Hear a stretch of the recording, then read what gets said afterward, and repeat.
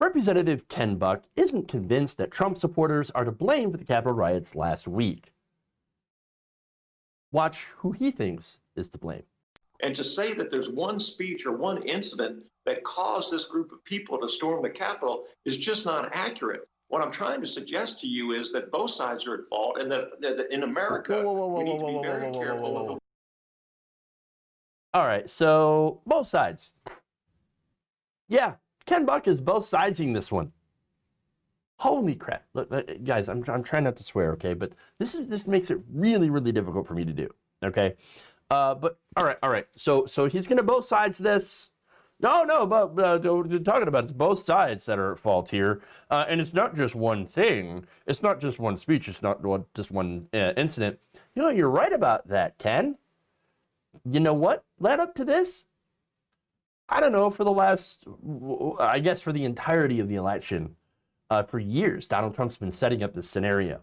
Saying, oh, we're going to have fake ballots. There's going to be so much voter fraud. Your head will spin. You got to fight against it. You got to fight for me. You got to be ready to go into the Capitol. You got to challenge the results. You got to fight for me. By the way, you're all lovely people. You're very special. You're very special. Special. I love you. I love you all. You should probably go home, but first fight for me. Look, that's Donald Trump. That's been happening for at least over a year. And so, yeah, it wasn't just one event. This has been building up like a slow boil that has been directed by the president, by Republican congressmen, like Ken Buck, and by right-wing media. And so, yeah, he's right about that one, wrong about everything else. This is not a both sides issue. There's no both sides to this, okay? These were all Trump supporters who were trying to steal an election that they believed, with no evidence, has been stolen from them, okay? And again, this is the lie that has been repeated by right-wing media, the president, Republican politicians in Congress, bad faith actors like Project Veritas, and yes, there's even some people on the left that are talking about this, that are saying, oh, yeah, the results are a little bit questionable, from the general election. What evidence do you have? Again, if you're lefty and you think this has been stolen, you might want to get your head out of your ass. I know there's a lot of lefties that don't like the DNC. I count myself among them, or the Democratic Party. And a lot of lefties like myself have looked at some issues within the Democratic Party's nomination process, which is totally separate from the general election, by the way, because it is run by the inter-party, and therefore you can put, your thumb on the scale for certain candidates in order to influence that primary election. But seriously, get your head out of your ass. Don't buy into the propaganda, especially coming from a side that wants to see you dead, because that's the extreme right. That's the Proud Boys. That's all of them. Okay, they don't give a damn about election security. They don't give a damn about voter fraud. Okay, what they care about is power. They don't care about making elections better for the American people or more accessible. In fact, they're in favor of the opposite. They want to restrict voting. Hell, there are people that want to make a white ethno-state where black people are not even citizens. They don't even exist here. So that's where some lefties are getting their talking points from. And it's insane. It's insane. But anyway, that said, the right wing, they're also blaming the Antifa, right? The anti-fascists. They're blaming the anti-fascists. Now, look, we've seen the videos from this, okay? There were conservative bloggers that were there. It was Baked Alaska, Nick Fuentes, literally there, filming themselves doing crime, okay? Lots of Trump flags, lots of people, wearing Trump hats, Make America Great Again hats, gear, chanting, Trump slogans and all that stuff. Come on. Antifa, you've got to be kidding me. No, none of them were left-wing at all. None of them. So get out of here with that both sides bull crap, because it's not going to fly, because it's not true. All right, so now that said, John Berman, CNN, unlike some MSNBC hosts, at least John Berman is going to push back on this and actually love it. It's really good. In America, we need to be very careful of the words How did we the other use. side? First of all, you keep saying sides here. I keep telling you, I'm not sure Liz Cheney and Nancy Pelosi are on any sides together. You keep saying both sides. What on earth did any other side do than the side that invaded the U.S. Capitol, where I believe you're sitting right now? I'm actually standing in one of the House office buildings, but what did the other side do? What you're asking me what Democrats have done 1 week to ago, make 1 the week MAGA ago, crowd mad? 1 week ago, when the Capitol was overrun. I don't understand who is to blame for that other than the people who overran the Capitol and the people who may, and whether or not you agree they did or not, the people who spoke before and may have incited that mob to overrun the Capitol. I love it. You know what I'm going to have to do? I'm going to have to take that sound clip of whoa, whoa, whoa, whoa, whoa, whoa, and put that on the soundboard just because. I love it. All right, so thing is, Ken Buck has nowhere to go. Obviously, that's why he couldn't come up with a cogent answer, because there is no answer. The people that busted on the doors, smashed things, spread feces, and COVID, by the way, lots of people with COVID, including that baked Alaska guy. They chanted "Hang Mike Pence." They were all Trump supporters. These were not Antifa. These were not liberals. These were not outside agitators. These are your guys. Come take possession of them. And they were using social media, mostly Parler, but other social media as well, to coordinate with each other, which of course led to the social media purge, because it turns out that sowing insurrection, at least on Facebook, is a TOS violation. Who would have known? Who would have known? Now, here's the other thing that's just, I love it. There is how they're throwing each other under the bus with this thing. You got politicians that are throwing the Trump rioters under the bus. You got the organizers of the riot that are throwing the politicians under the bus and saying, oh, no, they worked with us. You got Donald Trump throwing everybody under the bus, except when he's not, which is weird. At what point does the bus run out of room? We're going to need a bigger bus.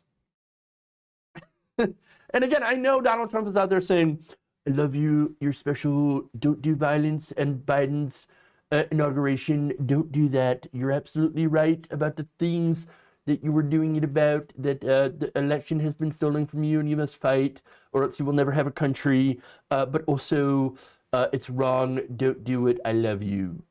Okay, all right, sure, gotcha. Now, it's so obvious, the split that has happened in the Republican Party.